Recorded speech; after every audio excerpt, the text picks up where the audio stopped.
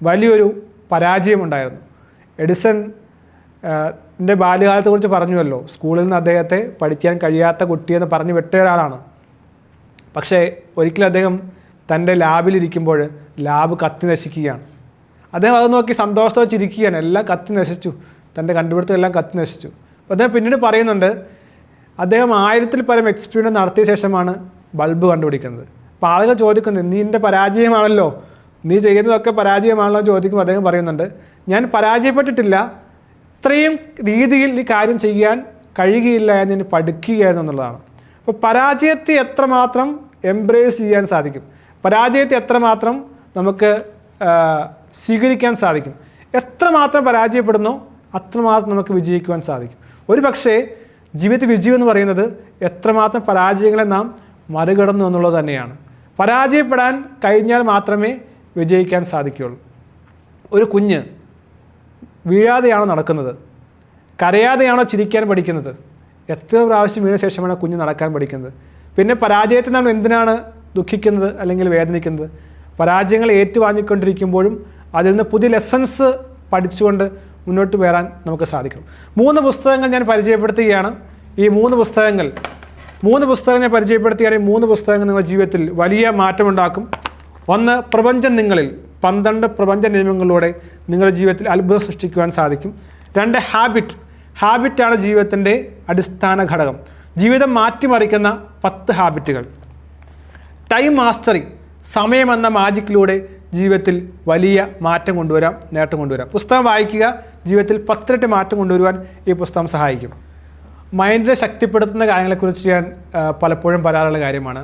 മനസ്സിൻ്റെ ശക്തി ഉണ്ടെങ്കിൽ മാത്രമേ നമുക്ക് ജീവിതം ശക്തിപ്പെടുത്തുവാൻ സാധിക്കുകയുള്ളൂ.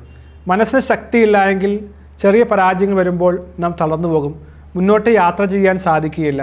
നാം നിന്നു പോകാനും നാം സ്തംഭിച്ചു പോകാനും നാം എല്ലാം നിർത്തി ജീവിതം തീർന്നു വന്ന് ഫുൾ സ്റ്റോപ്പ് ഇടാനുള്ള സാധ്യത കൂടുതലാണ്. പക്ഷേ എങ്ങനെയാണ് മനസ്സിന് നമുക്ക് ശക്തി കൊണ്ടുവരുവാൻ സാധിക്കുക? മനസ്സ് ശക്തി ആവശ്യമല്ലേ, മെൻ്റൽ പവർ ആവശ്യമല്ലേ?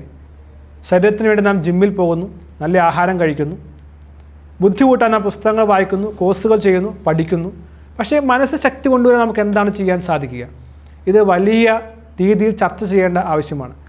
മനസ്സ് ശക്തി ഉണ്ടെങ്കിൽ തീർച്ചയായും നമുക്ക് നമ്മുടെ പ്രശ്നങ്ങളെല്ലാം മറികടക്കുവാൻ സാധിക്കും. ഏത് പ്രശ്നം വന്നാലും നമുക്ക് അതിനെ മറികടക്കുവാൻ സാധിക്കും. പ്രശ്നങ്ങളില്ലാത്ത ആരെങ്കിലും ഉണ്ടോ? ദുഃഖങ്ങളും വേദനകളും വിഷമങ്ങളും ഇല്ലാത്ത ആരെങ്കിലും ഉണ്ടോ? വിഷമങ്ങളുള്ളവരുണ്ട്, ദുഃഖമുള്ളവരുണ്ട്, നിരാശയുള്ളവരുണ്ട്. പലർക്കും പല വിധത്തിൽ ദുഃഖമായിരിക്കും. ഒത്തിരി സമ്പത്തുള്ള ആൾക്ക് ചിലപ്പോൾ കുടുംബ ബന്ധങ്ങളുടെ പ്രശ്നമായിരിക്കാം. വളരെ ദരിദ്രനായ ആളുകൾക്ക് പണത്തെക്കുറിച്ചുള്ള വിഷമമായിരിക്കാം. ഒത്തിരി പ്രശസ്തിയും ആസ്തിയുമുള്ള ആൾക്ക് ചിലപ്പോൾ രോഗങ്ങളുടെ പ്രശ്നങ്ങളായിരിക്കാം. അതുകൊണ്ട് ഏതെങ്കിലും രീതിയിൽ പ്രശ്നങ്ങൾ ഇല്ലാത്ത ആരുമില്ല. പക്ഷേ പ്രശ്നങ്ങൾ എങ്ങനെ മറികടക്കുവാൻ സാധിക്കുമെന്നുള്ളത് നാം അറിഞ്ഞിരിക്കേണ്ടത് ആവശ്യമാണ്. പല കാര്യങ്ങളെക്കുറിച്ച് ചർച്ച ചെയ്ത സമയത്ത് പറഞ്ഞ കാര്യമാണ് മൈൻഡ്ഫുൾനെസ്. മൈൻഡ്ഫുൾനെസ് ആണ് നമുക്ക് ഈ സ്ട്രെസ്സ്, ടെൻഷൻ, ആങ്സൈറ്റി ഈ പറയുന്ന 3 കാര്യങ്ങളെയും മറികടക്കുവാൻ സഹായിക്കുന്ന കാര്യം. അതുപോലെ തന്നെ ഫോക്കസ് കൂട്ടുവാൻ സാധിക്കുന്ന, കോൺസെൻട്രേഷൻ കൂട്ടുവാൻ സാധിക്കുന്ന ഒന്നാണ് മൈൻഡ്ഫുൾനെസ് എന്ന് പറയുന്നത്. ഇപ്പോൾ ഡീപ്പ് വർക്ക് എന്ന് പറയുന്ന പുസ്തകമുണ്ട്, കാൾ ന്യൂപോർട്ടിൻ്റെ പുസ്തകമാണ്. എങ്ങനെ ഡീപ്പ് വർക്ക് ചെയ്യാൻ സാധിക്കും. ഫോക്കസ് എന്ന് പറഞ്ഞ പുസ്തകമുണ്ട്, ഫോക്കസിലൂടെ എങ്ങനെ ജീവിതത്തിലേക്ക് വലിയ നേട്ടം കൊണ്ടുവരുവാൻ സാധിക്കും. ഇന്നത്തെ കാലഘട്ടത്തിൽ മനുഷ്യൻ അനുഭവിക്കുന്ന ഏറ്റവും വലിയ പ്രതിസന്ധി എന്ന് പറയുന്നത് ഡിസ്ട്രാക്ഷനാണ്. പല പഠനങ്ങളിൽ കാണുവാൻ സാധിക്കുന്നത് ഏകദേശം 3 മണിക്കൂർ വരെയാണ് ഒരു ആൾ ശരാശരി, ഇന്ത്യക്കാരൻ ശരാശരി തൻ്റെ സോഷ്യൽ മീഡിയയിലോ അല്ലെങ്കിൽ ഇൻ്റർനെറ്റിലോ മൊബൈലിലോ സ്പെൻഡ് ചെയ്തത്. അപ്പോൾ ഒന്ന് ആലോചിച്ച് കഴിഞ്ഞാൽ ഡിസ്ട്രാക്ഷനെ മാറ്റിക്കഴിഞ്ഞാൽ തന്നെ നമ്മുടെ പ്രൊഡക്ടിവിറ്റിയെ 10 ഇരട്ടി മാറ്റുവാൻ അല്ലെങ്കിൽ കൂട്ടുവാൻ സാധിക്കും. പലപ്പോഴും നമുക്ക് എന്താണ് ചെയ്യേണ്ടതെന്ന് അറിയില്ല. ഈ 80-20 പ്രിൻസിപ്പിൾ പറയുന്നുണ്ട്, നാം നമ്മുടെ സമയത്തിൻ്റെ 80% നമുക്ക് ആവശ്യമില്ലാത്ത കാര്യങ്ങൾക്ക് വേണ്ടി നാം ചിലവഴിക്കുകയാണ്. അപ്പോൾ നമുക്ക് ആവശ്യമുള്ള കാര്യം എന്താണ്? ഈ ഡിസ്ട്രാക്ഷൻ എങ്ങനെ മറികടക്കുവാൻ സാധിക്കും?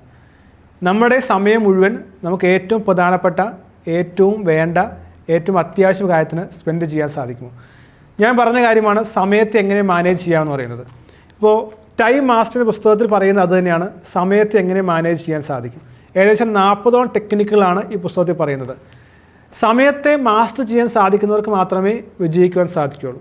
അവിടെയാണ് ഫോക്കസ് എന്ന് പറയുന്നത്.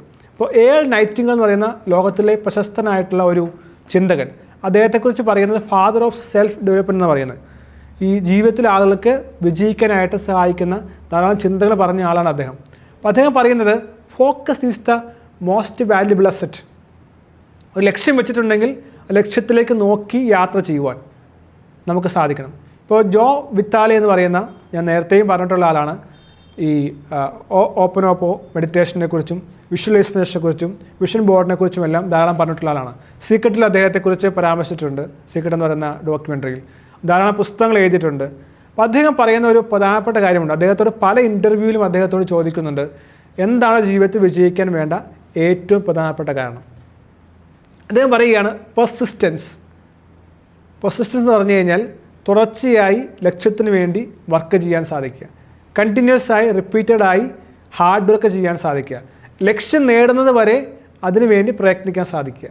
വിവേകാനന്ദൻ പറഞ്ഞിട്ടുണ്ട്, until and unless you reach the goal. ആ ലക്ഷ്യം നേടുന്നത് വരെ അതിനുവേണ്ടി പോരാടാൻ സാധിക്കുക. അതാണ് ഫോക്കസ് എന്ന് പറയുന്നത്. അപ്പോൾ ഈ ഫോക്കസ് നഷ്ടപ്പെടുത്തുന്ന ധാരാളം ഡിസ്ട്രാക്ഷൻസ് ഉണ്ട്. അതിനെ മറികടക്കാനായിട്ടാണ് മൈൻഡ്ഫുൾനെസ് എന്ന് പറയുന്ന പ്രാക്ടീസ് നമ്മെ സഹായിക്കുന്നത്. അതിനുവേണ്ടി ചെയ്യാൻ പറ്റുന്ന എക്സസൈസുകളുണ്ട്. ഡെയിലി ജേർണലിംഗ്, നാം എല്ലാ ദിവസവും ചെയ്യുന്ന കാര്യങ്ങൾ നാം എഴുതാനായിട്ട് പ്രോത്സാഹിപ്പിക്കുന്ന കാര്യമാണ്. ഈ ജേർണലിംഗ് കൊണ്ട് സംഭവിക്കുന്നത് നാം മൈൻഡ്ഫുൾ ആകുകയാണ്. പലപ്പോഴും നമ്മുടെ ജീവിതത്തിൽ അനാവശ്യമായ ചിന്തകൾ കടന്നു വരുന്നുണ്ട്. പലപ്പോഴും നമുക്ക് ഫോക്കസ് ചെയ്യാൻ സാധിക്കാതെ വരുന്നുണ്ട്. ഇതെല്ലാം ഈ ഏറ്റവും അധികം വറി ചെയ്യുന്ന, ഓവർ തിങ്ക് ചെയ്യുന്ന ആൾ ചെയ്യേണ്ടത് തൻ്റെ ചിന്ത എന്താണെന്ന് എഴുതുക എന്നുള്ളതാണ്. ഈ ചിന്ത എഴുതുമ്പോൾ തന്നെ മനസ്സിലാകും, സത്യത്തിൽ എനിക്ക് വറി ചെയ്യേണ്ട കാര്യമൊന്നുമില്ല, സത്യത്തിൽ എനിക്ക് ടെൻഷൻ അടിക്കേണ്ട കാര്യമൊന്നുമില്ല, സത്യത്തിൽ ഞാൻ ആങ്ഷ്യസ് ആകേണ്ട കാര്യമില്ല. ഡെയിലി ഈ പ്രാക്ടീസ് ചെയ്യുമ്പോൾ മനസ്സിലാക്കുകയാണ്, ഞാൻ വെറുതെ അനാവശ്യമായി ടെൻഷൻ അടിക്കുകയാണല്ലോ, വെറുതെ ഞാൻ വറി ചെയ്യുകയാണല്ലോ, വെറുതെ ഞാൻ ആങ്ഷ്യസ് ആകുകയാണല്ലോ. അതുപോലെ തന്നെയാണ് ഞാൻ പറഞ്ഞ കാര്യം, നമ്മുടെ ഗോളുകൾ എഴുതേണ്ടത് ആവശ്യമാണ്. അതിന് അഫർമേഷൻ എന്ന് പറയുന്നത്. എഴുതുമ്പോൾ നമുക്ക് കുറേയധികം ക്ലാരിറ്റി കൊണ്ടുവരാൻ സാധിക്കും. നമ്മുടെ പ്രശ്നങ്ങൾ എഴുതുമ്പോൾ നമുക്ക് മനസ്സിലാക്കാൻ സാധിക്കും, ഇത്രയും വലിയ കാര്യമല്ല അത്. നമ്മുടെ ഗോളിനെ കുറിച്ച് എഴുതുമ്പോൾ നമുക്ക് മനസ്സിലാക്കാൻ സാധിക്കും, എൻ്റെ ഗോള് കുറച്ചുകൂടി വ്യക്തമായും കൃത്യമായും ഞാൻ ചെയ്യേണ്ടത് ആവശ്യമാണ്.